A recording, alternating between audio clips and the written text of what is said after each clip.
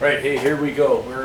We're gonna talk about, here's a short video, and this talks about the 6'9" retrieval, and all you're gonna do is set this stuff up.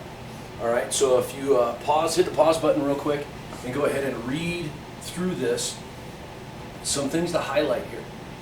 What I'm gonna highlight is the cliff is 68 degrees, the angle is 68 degrees. She's standing away from the cliff at 200 feet. So pause, seriously, pause and read it. All right, now that we come back, here's a diagram. And diagrams are not always to scale, but we're going to use the diagram just to help us with the purpose of setting up a problem and solving it. So you're in this canyon and you want to determine the height of it. Well, what would represent the height of the cliff? As you see in this diagram, I have two shapes. I have a rectangle, and I have a triangle. All right, so I might refer back and forth to both of those. And in thinking about what's going on and how to set stuff up, I want to know the height of the cliff. What represents the height of the cliff? Well, some people might say the side. Well, that's great. I see multiple sides. I see 3 sides in the triangle. I see 4 sides in the rectangle, etc. If I'm looking at this and trying to set this up, a more appropriate explanation is the left side of the triangle or the left side of the rectangle, the short leg of the triangle. That would be acceptable as well.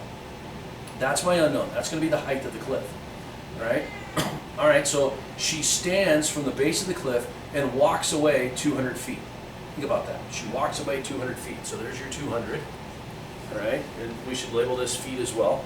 And then it says, the last sentence says, she looks up at the top and finds that the angle from the ground to the top of the cliff is 68. So think about it. She's standing over here and she's looking up, right?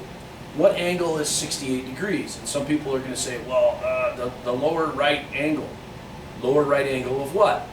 The lower right angle of the rectangle, the lower right angle of the triangle. Be more specific, okay? The right angle, the right acute angle in the triangle. So that would be your 68 degrees. And all it's asking you to do is label this. Now that we've labeled it, we should see that I'm given an angle and a side, and I want to find another side. Well, what do I want to find? I want to find opposite, and I know adjacent, so that would be a tangent function. It's not asking you to solve, all it's asking you to do is set that up, and that's going to be helpful when we get over to the next page over here, which is going to be the next video, for helping you solve that, all right? And then the rest of this video should have been just creating ratios, all you have to do there. So when you look at this, what type of triangle are you dealing with? Well, you should recognize by now it's a 30, 60, 90. How am I going to know that? The short leg is 1, the long leg is the square of 3, or 1 rad 3.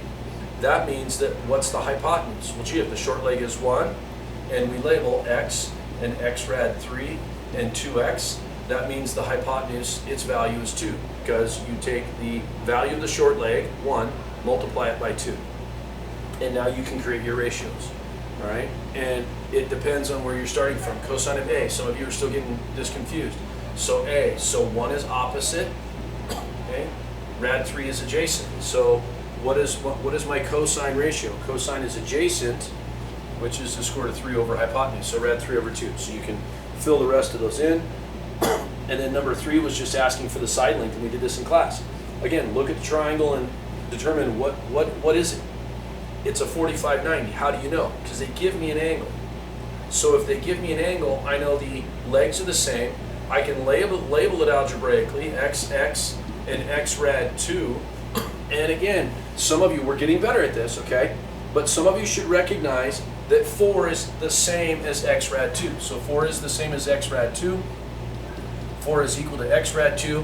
And now if I get x by itself, I know each leg, right? Because they're both the same. So how do I do that? I divide by the square root of 2.